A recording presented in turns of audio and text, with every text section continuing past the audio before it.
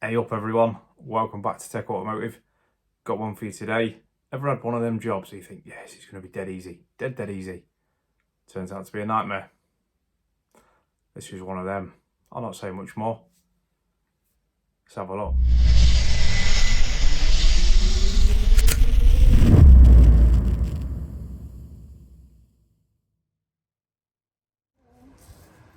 Diving straight into this, we've got an old Astra brake disc and a couple of old pads and the new stuff. So what I really want to show you is, that's obviously a new pad, never been used. And if you look at the new pads, they're both similar thickness. I'll put them the right way around, it might be easier. There you go. Similar thickness. Now, if I take the old ones off the car, now they don't look horrendous, these discs, all. Bit of a corrosion around the sides and around the top, but nonetheless, they're not horrendous. We'll flip them over. Yeah, they're pretty bad. That's a quite a sizable chunk. And it's got a bit of a lip there, which has been cutting into the old pad, which has caused the whistling noise that we've been hearing. But what I wanted to show you is, we've got an issue, deep down issue. That's the outer pad, and that's the inner pad. So they were both fitted at the same time.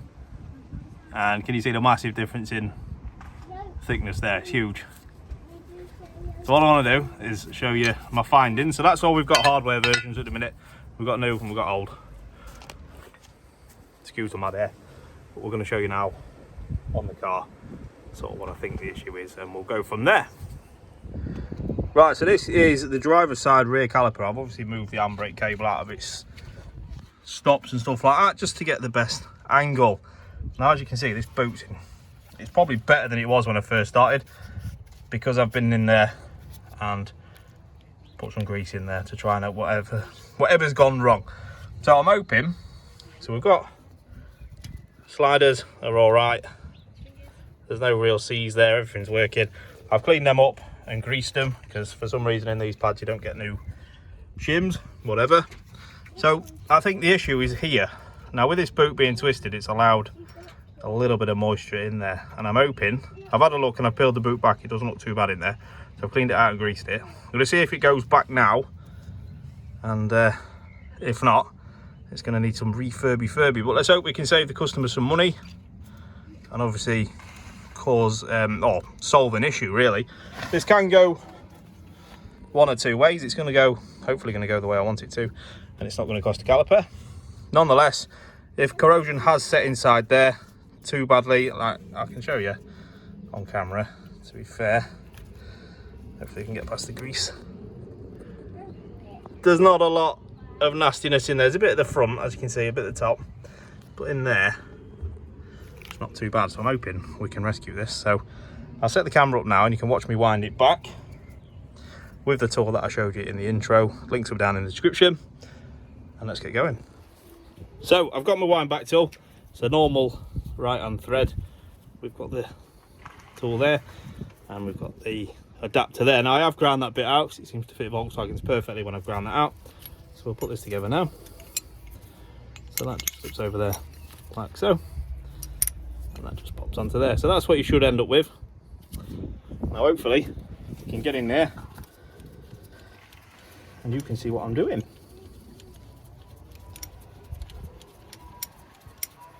So I wound it all the way in, so you've got the best chance. So all you do is pop it on, line up the notches, and then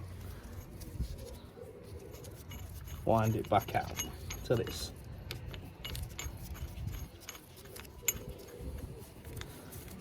Somewhat where it needs to be, so it should look something like that. I don't want to get too much in the way. Oh, beautiful. So the good news is it's winding back. Hopefully my arms aren't getting too much in the way. You can actually see what I'm doing. There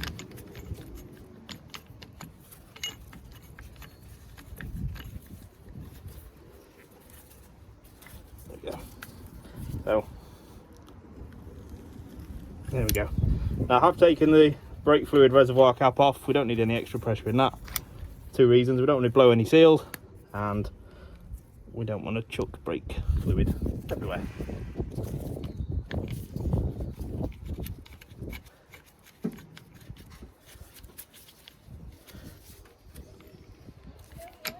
Right, so that has wound back fairly well.